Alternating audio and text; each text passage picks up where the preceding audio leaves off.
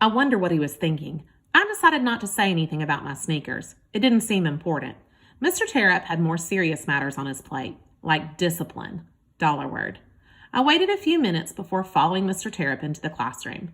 I didn't want it to seem obvious that I'd been eavesdropping, but I was eager to tell somebody about what I had just seen.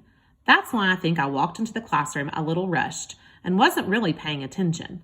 Even if I had been, it probably wouldn't have happened. I'd barely walked through the door before I stepped in a puddle of water. My feet went up and my arms flew out. I flailed like an ostrich trying to catch its balance.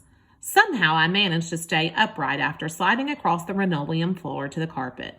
Mr. Terupt was having a serious conversation with Jessica, Danielle, Jeffrey, and Anna, so he didn't see any of this, but Peter, Ben, Nick, and some of the other guys rolled around in hysterics. I knew what they had done, or should I say what Peter had done. He likes to put his thumb over the opening of the drinking fountain, $, and push the button. It's another one of the infamous stunts. This one makes the water shoot all the way to the door. That was how the puddle miraculously appeared on the floor. Whether Peter meant to have the water on the floor or if he just ended up there after he sprayed someone else, I don't know. Either way, it doesn't matter. I didn't have time to do anything about it because someone else came through the door just after me. She must have been making her rounds, going from class to class just to visit for a few minutes. Today was her unlucky day. Miss Williams took one step into our classroom and hit the water. I felt sorry for her. She was wearing a navy blue suit, a jacket, and a skirt with high heels. She wasn't able to keep her balance. Her foot shot way out to the side as it touched the puddle. I thought she was going to do a split, but then her other foot touched the water and slid forward. Mrs. Williams fell backward with her arms grabbing empty air. She landed smack on her back, right in the water, with her legs stuck in the air. That's when I saw my principal's underwear. I couldn't believe it. I knew I shouldn't keep staring, but I couldn't look away. We all gawked at her multicolored flower underwear, and that's not the best of it or the worst of it if you're Miss Williams. Her underwear was a bit discombobulated. In other words, she had a wedgie. It was unbelievable. I'll never forget it, not as long as I live. I swear it. It was the day I saw my principal's underwear and more. Mr. Terupt rushed over to help her. The rest of us fought to keep from laughing. It was our principal, after all. Even Peter wasn't snickering. He actually looked nervous.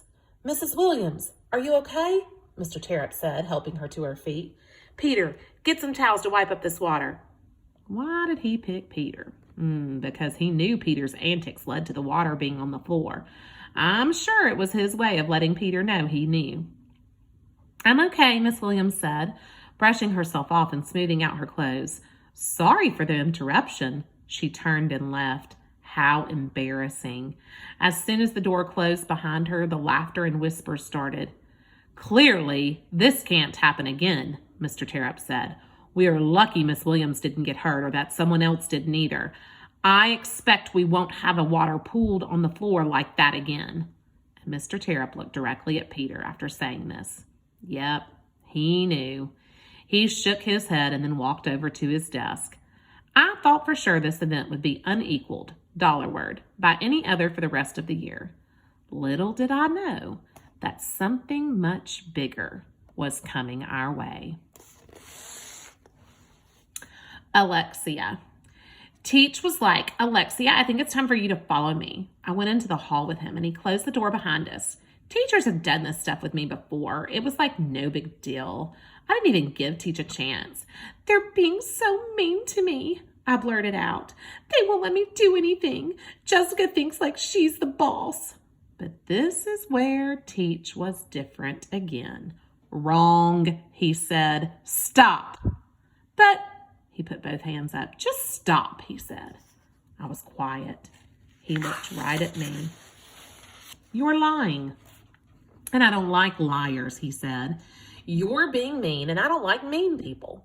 I felt real tears coming. I didn't want to cry. Not for real. I squeezed my teeth together and scrunched my eyes. I held my purse hard with both hands. You're acting like the meanest girl I've ever seen, he said.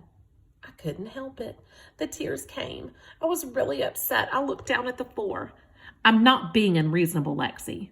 I was like, yes, you are, but I didn't say anything. I'm telling you the truth, and sometimes the truth can hurt. I kept my head down. I pulled a tissue from my purse and I wiped my eyes.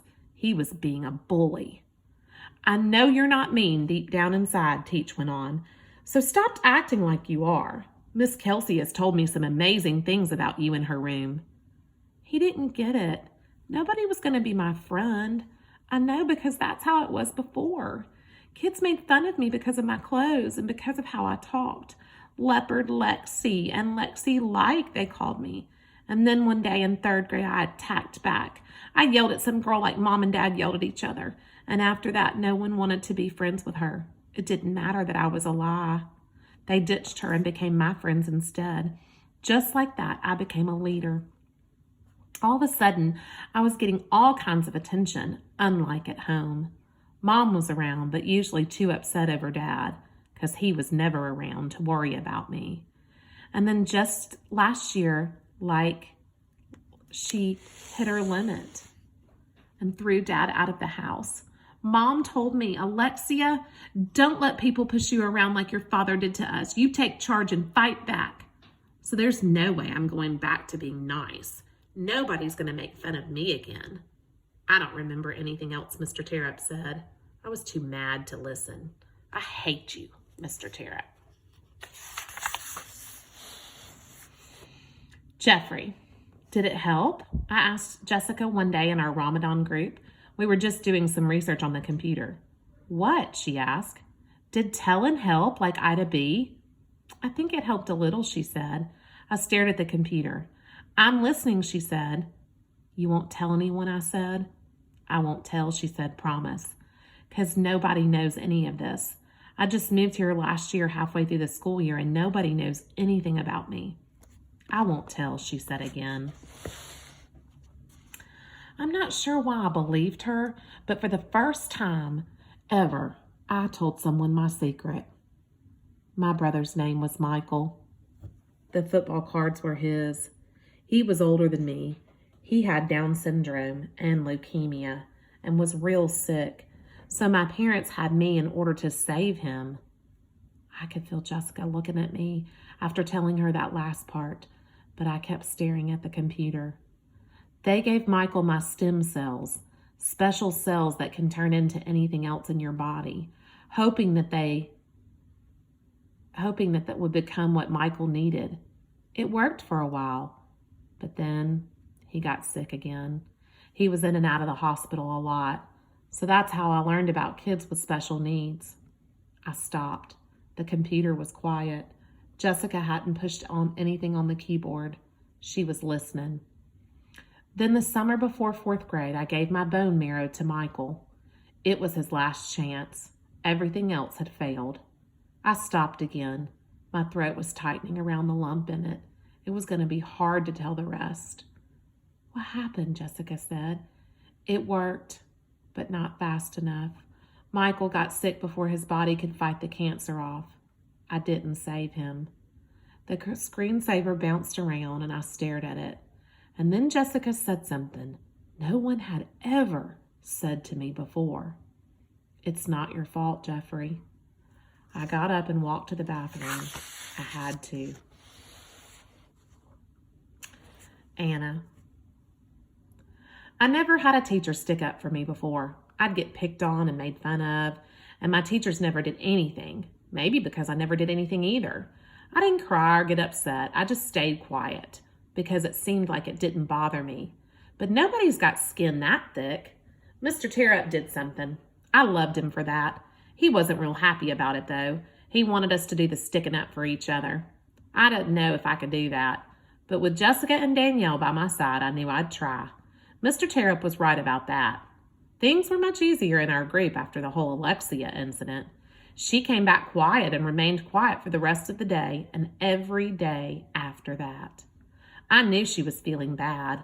A lot of girls had felt the same way because of her. I figured it was only fair, but it bothered me too. Mom has always told me we don't have enough days to waste being upset or sad. You've got to be happy and have fun, Anna. I think Mom's positive attitude is pretty amazing, especially after all she's been through. And I think she's right. We weren't mean to Lexia, but we left her alone. I hope she'd be different now that Mr. Terupt had held a conference with her. During the time we worked on our center, I found the courage to do something I had never done before. One day during recess, while doing some stick sketching in the dirt, I took a deep breath and plunged ahead. Would you guys like to come over to my house for a play date? I asked Jessica and Danielle. Jessica looked up. I'd love to, she said. She glanced at Danielle, who kept her head down and continued sketching.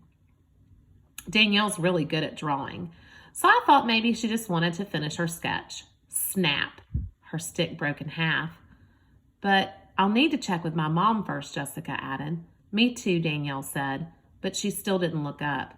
Let me ask my mom. You don't have to come over if you don't want to, I said to Danielle. No, I want to, she said, looking right at me this time. I believed her. And then she looked away. But I need to get permission. The recess whistle blew. Danielle had drawn 3 girls holding hands in the dirt. I smiled. They both wanted to come over. I just hoped their mothers said yes. Danielle. The holiday centers turned out great. It was a lot of hard work, especially with Lexia in our group. But Mr. Terupt took care of her. She wasn't the same after that. She became real quiet, which helps us get our center put together smoothly. Jessica and Jeffrey completed the trivia game. They came up with some really great questions. Luke loved playing it when he visited our holiday. He said he learned a lot from it, which Mr. Terupt was happy to hear. Mr. Terupt hung around our center because of the cookies. I made them, even after what Lexia said about me. My mom and grandma helped me find a recipe that used cumin, which is a spice. The 3 of us spent a lot of time together in the kitchen. It was the perfect opportunity to ask about going to Anna's, but I just couldn't get myself to do it. The best part of our holiday centers took place when our collaborative friends visited. That was Peter's great idea. Some of the games were hard for them, but we all helped. They were able to do the crafts and eat special foods like my cookies. James liked our craft project where you had to have thin strips of paper and staple rings together to make a long chain. The chain is a calendar to help you count down to the days of Ramadan, which can be 29 or 30 days. Our chain included way more links than that because our guests kept adding them. 137, James said after eyeing the chain for just a few seconds, and then he started attaching more links. James really liked the surprise I had made for him. I put together a collection of photographs of Middle Eastern farms and farming. He sat down and started talking about them and studying them. Seeing James like this made me happy. Jeffrey surprised us. Once Joey showed up, Jeffrey pulled out his little memory game that he had made with pairs of matching cards with different Ramadan pictures on them. He and Joey played. It was a super wonderful day. Mr. Terupt was smiling, and so was I. Jessica. Act 5, Scene 1. Hi, honey. How was school? Mom asked as I climbed into the car. Mom was great about giving me rides home whenever she could. Some kids like Jeffrey had to ride the bus every day. Mom's trying to get serious about her writing. She's always very skilled at it, having helped on some of Dad's playbacks in California. But now she's writing for herself. That's why she's free in the afternoons to pick me up sometimes. We're lucky to have had enough money so that my mom doesn't have to get a steady job right now. She can actually pursue her passion. I hope I can do that someday too. Mom did get a part-time job at a local bookstore so she can interact with people and keep her mind from wandering back to California.